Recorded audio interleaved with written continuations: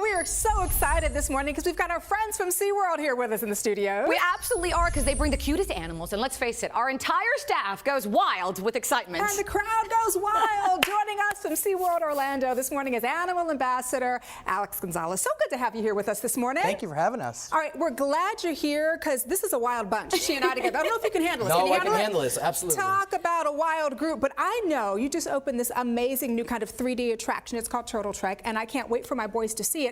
But here's the thing. I know it kind of talks about the plight of the sea turtle. What can we do to help?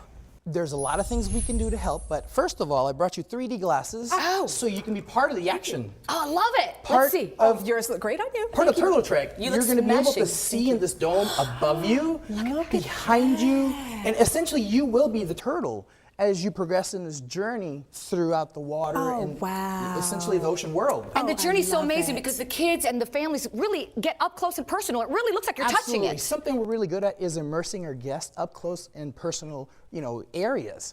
When you first come into the area, you're going to see sea turtles up close. We love talking about how we rescue, rehabilitate them, either release them or obviously give them a home.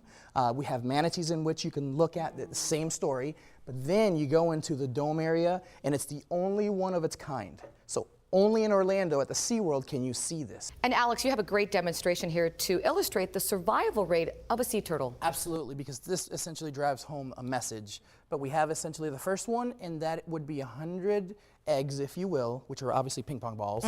But that's what we would have in a nest. Out of that, we would have 80 that would actually make it out of the nest. From the 80, 40 would actually make it near the water. That's it. That's 40. It, just only 40. And remember, there's predators in the area, you have lights from homes that distract the turtles, but here's the biggest one.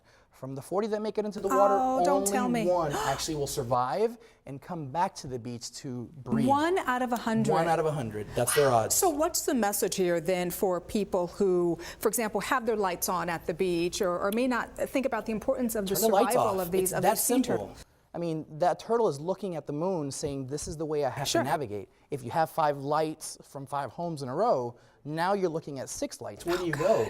There's absolutely a lot of things. Makes you sad, doesn't it? It does make me sad, but we're going to turn it out to happy because we've got 2 friends from SeaWorld that came along. Some furry friends. We do have some of our friends, and we talk about always rescue and rehab. This is Baron. Baron is a roseate spoonbill, which you actually find in South Florida. This particular animal came to us as a rescue. Hello. There was a lady driving down the road, found them with an injured wing, and we're lucky that this lady found him just in time to come in. Unfortunately, he only has the 1 wing, but he's still alive. He's alive. Absolutely. So we celebrate that, and this is the story of Baron, Hi, Baron. Well, Baron cute. is absolutely adorable. He's been so good. Now, this next one. This is amazing. This one, everybody knows this success story, and we're really proud to actually have Maddie. Look at this. Maddie is a southern bald eagle. Oh, my goodness. She came to us 10 years. She's 10 years, but she came 10 years ago to us. She fell off her nest at 5 weeks, which we're talking about a little baby this big. Wow. When she fell, you notice that this wing over here on the left droops a little bit. She broke that in 2 spots. Again, someone was at the right time, right place, was happened to walk by, see this baby, actually called Fish and Wildlife, and she went into rehab for about a year. Unfortunately, she's considered non-releasable by the government because of her injuries, so she now has a home with us. And it's just amazing what y'all do, because every time we come to SeaWorld and she goes with the boys, I go with the girls. Oh, you are so fabulous. Look at that. You guys just show us right there, hands-on, how you rescue all these animals, and you continue to do it. When there's an oil spill, it just goes on and on. And we want to, because we want you to leave our park and say, man, these people actually did this. What can I do when I go to the beach? When I go to a park? Pick up the plastic bag. Don't take the plastic bag. There's lots of things that we can do, even at home. Just switching to 1 light bulb to the new ones that are energy efficient. You can start somewhere. But we want people to get just pumped up and say, what can I do? Exactly. Well, you know what, Alex, I can't thank you enough for coming by, because you always not just educate us, but our viewers as well. And I think that really is what it's all, and Maddie too. And it's been too much fun, and really, as always, come back and next time bring Pete and Penny the penguins. We will try.